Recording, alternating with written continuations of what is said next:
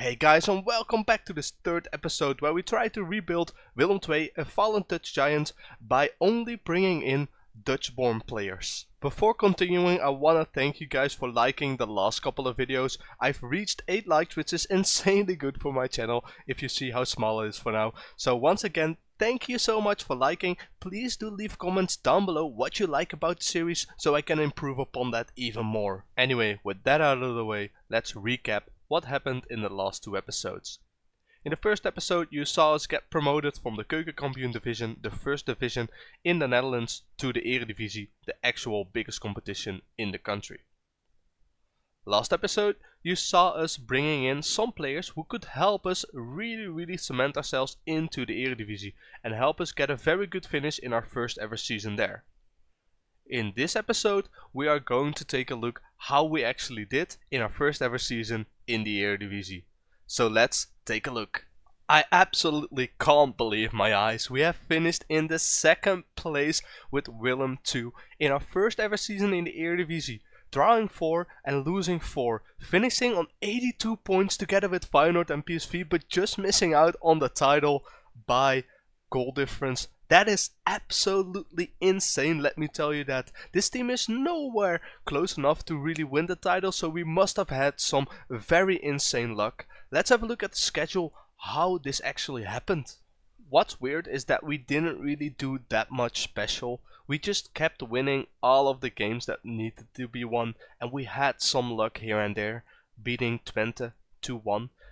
Then we lost 2 games against Feyenoord and PEC Zwolle, but after that we kept on winning, and I don't know where this run of form came from, but as you can see we were very lucky, winning 4-3 at Twente, 2-1 at ADO. Also beating Ajax away 2-0 is insane, as well as beating PSV 2-1 away is also insanely good. Then we hit a poor run of form right here. Once again not winning against Feyenoord, and then also at home beating PSV and Ajax, which is absolutely insane. Anwar El Ghazi getting 2 goals together with Mats Seuntjes is absolutely insane. Also just beating all of the other teams at home, not with good scores. Let me tell you, the biggest win was a 4-0 victory or this 5-1, but still it's very impressive that we just kept on winning. Let's see which players actually helped us finish up this highly in the league. And as you can see straight away, we have 2 players in our top scoring charts. Mats Seuntjes with 18 and Ringo Meervat with 16, which isn't a lot, but it's good enough to help us get this amazing finishing position. Also 10 assists from Elia Kubi and 10 from Thijs Oosting also helped us get up there. And the same you can see right here. If we have a look, you see that we have a lot of players who had positive ratings. Pascal van der Meer doesn't really count since he's 16 years old and he only played 5 games. But here you can see Elia Kubi, 1 goal, 14 assists, 7.47. Average rating is absolutely insane. Ringo Meervat 19 goals, 8 assists. Anwar El Ghazi 60 goals, 6 assists. And Mats Seuntjes 21 goals, 4 assists. Also Thijs Oosting coming in with 13 goals and 11 assists, which is absolutely insane. But let's also take a look at the guys who didn't get a lot of goals and assists but also played very good. Niels van Berkel, 1 goal, 1 assist in 18 substitute appearances, 25 substitute appearances for Bel Hassani, the 32-year-old, also getting onto the score sheet sometimes. And of course Ramon Hendricks, 7 goals, 8 assists. Everybody is scoring, which is absolutely good to see. I feel like this tactic is really doing some good work. But of course, where there's success, there's also some negatives. And the negatives are that a lot of our players, because of the success, are going to be sold. Of course, they're very good at this level, but we're going to need to improve even more if we really want to challenge for that Eredivisie title, because we need 1 point more.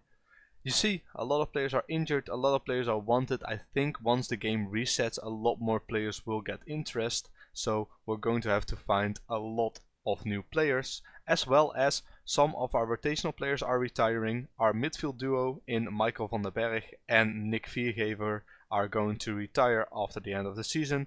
Niels van Berkel wants to go out on loan because he's not getting the playing time he expected. And of course, Patrick Joosten is leaving on a free transfer. those are just some of the guys that are leaving. I expect a lot more to be leaving, but of course we're going to have to look to see if we can bring in some replacements for them. Also, like we already said before, also some contracts are running out. So we have about 8 contracts running out, which we might have to either extend or not extend depending on the player. I'm gonna have a look who I want to extend. I'm gonna have a look which players are going to be leaving, and I'm going to have a look which players we want to bring in. The board have decided that we get a transfer budget of 4.7 million with 130k per week to spend. That isn't a lot, let me tell you that. How do we currently compare to the other teams in the league? Well, we're bottom last, with Ajax spending almost 20 times as much as us.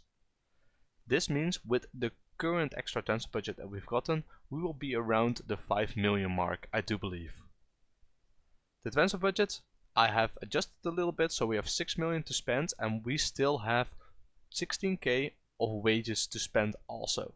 That isn't a lot, but it should be enough to get a bit more improvements. Last season we had a very good season, so let's not expect that we can do the same this season. We need to grow the club a little bit more, bring up the transfer budget, the income and the wages before we can really keep contesting that Eredivisie title. So what we'll do for now is we'll have a look which players we want to get rid of, which players we want to keep, and which players we want to bring in to make our team even better. Of course, only Dutch-born players, so no one else. Like previously, I will be back in a blip to show you all the changes that I've made in this up and coming transfer window.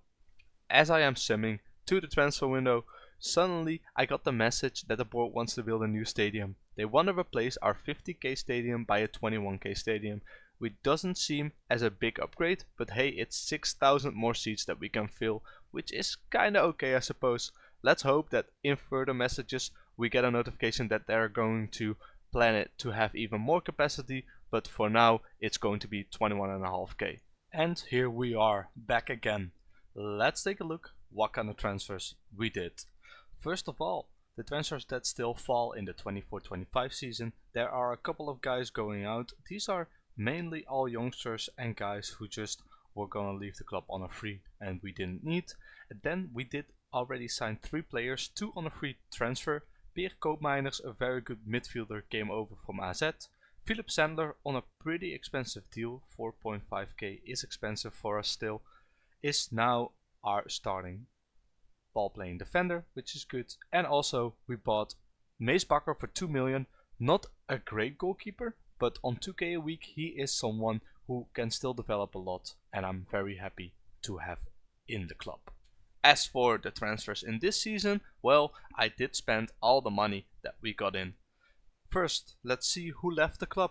Douwe Venoy, who is a youngster, left the club, and Leandro Fernandez on loan. So as you can see, no big bids really for any of our players.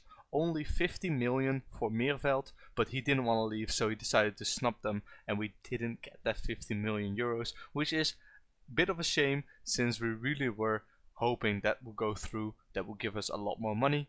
But anyway, with the money we had, we brought in 3 players and I'm very happy about those signings. The biggest signing, Jens Jacobs, a right back who's going to play left back for us this season. A very good guy, could still improve a lot, 21 years old, happy to have him in. Also on the right side, I have brought in Tyrese Asante, a very good right back who can also play as a ball playing defender and a defensive midfielder, so I'm very happy to have him in. And of course I love the 19 determination and driven personality, so let's hope that this guy can still improve a lot. Then next to those guys I have brought in a new striker, Ismail Kabia. He looks very good, physically he's a beast, and that's what I was looking for in my new striker. He can play on either wings, but I am going to retraining him to play as that advanced forward. Of course, for that he would still need to improve his finishing, but let's hope that that can happen as he's only 19 years old and has insane potential in the game. Next to bringing players in and letting players go, we've also re-signed some players. Anwar El Ghazi is now one of our best paid players at 7k, as well as Ismail Kabia, the new guy that we've brought in. Ramon Hendricks, Tommy Santiago and Jacobi also all got new deals. However, for Jacobi it does mean that he got placed on the bench now that we've got a replacement for him. That still means that we can play Yakubi whenever we need a quality impulse. As you can see, our wages have come up. As we can see here as well, we are now paying 102k, so we're paying 20k more. But our finances are looking a lot better because we got the Champions League money, which means 40 million in, which means we currently have a balance of 25 million, and hopefully that will mean that next season we'll have a bigger transfer budget. As for the team, let's see how it looks. So as you can see, Mace Bakker, the new goalkeeper, is in together with Philip Sandler next to Santiago, who was already there. Jens Jacobs and Asante actually made sure that Congolo and Yakubi are no longer in the team. Why are Yakubi and Congolo no longer in the team? They don't have room to improve anymore, and Jens Jacobs and Tyrese Asante still do, so that's why I want to play him. Pierre Koopmeiners got a spot in that defense midfield position, and other than that, the front three, nothing changed, but as our advanced forward, our striker Ismail Kabia is playing there now, so that does mean that Mats Suntjes, who played very good for us last season, is now going on the bench. However, he can still come in off the bench as he's 33 years old, won't improve a lot anymore, so I'm not really looking forward to playing him. These are the guys on the bench, still very quality players on the bench. We have improved the team a lot, so let's see how we will do in our next season in the Eredivisie. One last thing, I wanted to show you how we're doing so far. We have played 4 games in the Eredivisie, lost 1, won 3, so we're doing very okay. In the Champions League, we have been rooted against Bodo Glimt, Besiktas, Barcelona, Red Bull Salzburg, Hajduk Split, Fenerbahce, Red Bull Leipzig, and of course Napoli. Very tough teams, however, nothing we can really do about it. Let's just enjoy our time there, let's try to get as many points as we can and hopefully make it through, although I don't think we actually will. Let's get the money from the Champions League and try to spend it once again in the next season. However, the next season will be in the next episode. For now, I want to thank you guys for watching. I hope you've enjoyed. If you've enjoyed, don't forget to leave a like and subscribe down below. And also let me know what you enjoy about the series and what you want to see next. Are there any series you're interested in, or would you like me to take another fallen club and make sure that we build it up from the ground again? Of course, I'm going to continue this series still, but just give me ideas what you like to see. Thanks again guys for all the support, the likes really mean a lot to me, so let me know what you think of this episode as well. Thanks for watching, hope you've enjoyed, see you in the next one.